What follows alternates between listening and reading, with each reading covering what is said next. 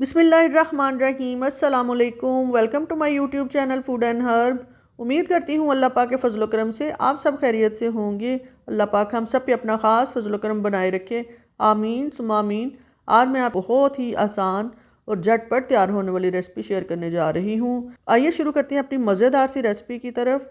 मैंने तमाम सब्जियों को जुलन कट स्टाइल में काट के रख लिया है और इनकी क्वांटिटी मैं साथ साथ बताती जाऊंगी जब मैं इसको अपनी रेसिपी में इस्तेमाल करूंगी। चिकन यहाँ पे मैंने लिया है 5 ग्राम, मैंने इसको काटा स्ट्रिप्स में। और ये सब्जियां हैं।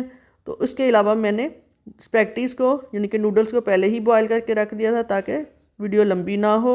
मैंने कढ़ाई को स्टोव पे चढ़ा दिया है गर्म होने के लिए और मैंने इसमें शामिल किया है 2 टेबल स्पून के करीब कुकिंग ऑयल। कुकिंग ऑयल को गर्म होने देंगे। गर्म हो जाता है तो इसमें शामिल करेंगे 2 टेबल स्पून के करीब लहसुन का पेस्ट। इसको शामिल करेंगे और चम्मच की मदद से इसको हिलाते जाएंगे और इसको थोड़ा सा फ्राई कर लेंगे। लहसुन के पेस्ट को हमने ज़्यादा ब्राउन नहीं करना, बस गोल्डन कलर इसका आ जाए, थोड़ा सा फ्राई हो जाए और इसकी खुशबू आने लगे तो रेडी है। अब शामिल करूँगी चिकन।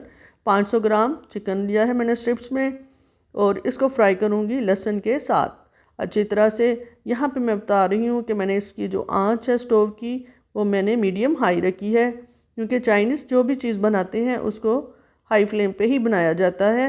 यहाँ पे चिकन को अच्छी तरह से हम फ्राई करेंगे, इसकी स्ट्रिप्स को अच्छी तरह से, ताकि हर तरफ से ये पक जाए। चिकन अच्छी तरह से पक रहा है, फ्राई हो रहा है और तमाम साइडें इसकी पक चुकी हैं। इसको जूसी जूसी सा ही रखना है, इसलिए हाई फ्लेम पे रखा है। 1 टेबल स्पून के करीब मैंने इसमें नमक शामिल किया है।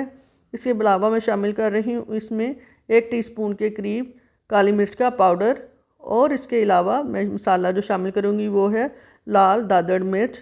मैं ½ टीस्पून के करीब ही इसमें शामिल करूँगी। अब चम्मच की मदद से तमाम मसालों को चिकन में अच्छी तरह से मिक्स करेंगे, चम्मच हिलाते हुए, ताकि उनका जो जूस है जो चिकन का और जो मसाले हैं आपस में एक जान हो जाए। मसाले अच्छी तरह से मिक्स हो गए हैं, पक रहे हैं। अब यहाँ पे हम शामिल करेंगे सब्जियाँ। वेजिटेबल्स में मैंने ली है शिमला मिर्च। शिमला मिर्च यहाँ पे ली है मैंने 1 कप के करीब।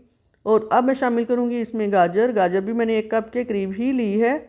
इसके बाद बारी है बंद गोभी की। बंद गोभी मैंने यहाँ पे ज़्यादा ली है, यानी कि 1.5 कप के करीब। ये तमाम सब्जियां मैं अभी शामिल करूँगी। सब्ज़ प्याज जो है वो मैं एंड में शामिल करूँगी कि वो बहुत जल्द गल जाता है।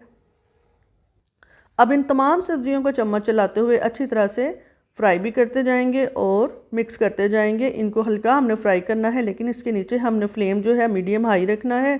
लो फ्लेम पे ये बिल्कुल गल जाती हैं, सालन की तरह पक जाएंगी। इनको हमने हाई फ्लेम पे अच्छी तरह से फ्राई करते जाना है ताकि ये क्रंची क्रंची रहें और इनका जूस बरकरार रहे, क्योंकि क्रंची क्रंची जो वेजिटेबल्स हैं वो खाने में बहुत लुत्फ़ देती हैं। अब शामिल कर रही हूँ मैं 1 कप के करीब इसमें चिली गार्लिक केचप।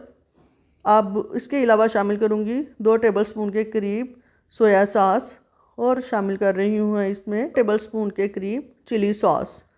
इन तमाम मसालों को अच्छी तरह से इसमें मिक्स करेंगे। सॉसेस को मैंने यहाँ पे सिरके का इस्तेमाल बिल्कुल भी नहीं किया। आप अपने टेस्ट के हिसाब से इसमें 1 स्पून या 2 टेबल स्पून सिरका भी इस्तेमाल कर सकते हैं। मैंने अपने टेस्ट के हिसाब से इसको बनाया है। अब तमाम सॉसेस को सब्जियों में अच्छी तरह से मिक्स करेंगे और हमने स्पैगेटी को जूसी ही रखना है, यानी कि सॉसेस वाली रखना है, बिल्कुल खुश्क नहीं बनाना। सब्जियां अच्छी तरह से मिक्स हो रही हैं और अब मैं इसमें शामिल करूँगी, अब बिल्कुल रेडी हो चुकी हैं, जहाँ पे मैं नूडल्स का इसमें इस्तेमाल करूँगी, जो कि मैंने पहले ही बॉयल कर ली थी। मैंने 75% तक इनको बना लिया था। देखें बिल्कुल अच्छी तरह से इनकी शक्ल नज़र आ रही है, बिल्कुल भी नहीं टूटी। अब मैंने चम्मच की मदद से इनको अच्छी तरह से मिक्स कर लिया है और यहाँ पे मैं हरा प्याज शामिल कर रही हूँ। हरा प्याज जो बिल्कुल बड़ी खुशबू देता है, बड़ा लुत्फ़ देता है, इसको सबसे एंड में शामिल किया जाता है। अब चम्मच की मदद से अच्छी तरह चम्मच चलाते हुए इसको मिक्स करूँगी और ढक्कन दे के दम दे दूँगी 2 मिनट के लिए। तकरीबन 2 मिनट हो चुके हैं, ताकि ये नूडल्स अच्छी तरह फ्रेश हो जाएं, मिक्स हो जाएं। हमारी स्पैगेटी की जो डिश है बिल्कुल रेडी हो चुकी है। इसको हमने मिक्स करना है और अब इसको करेंगे डिश आउट। चिकन स्पैगेटी की डिश बड़ी खूबसूरत सी रेडी हो गई है।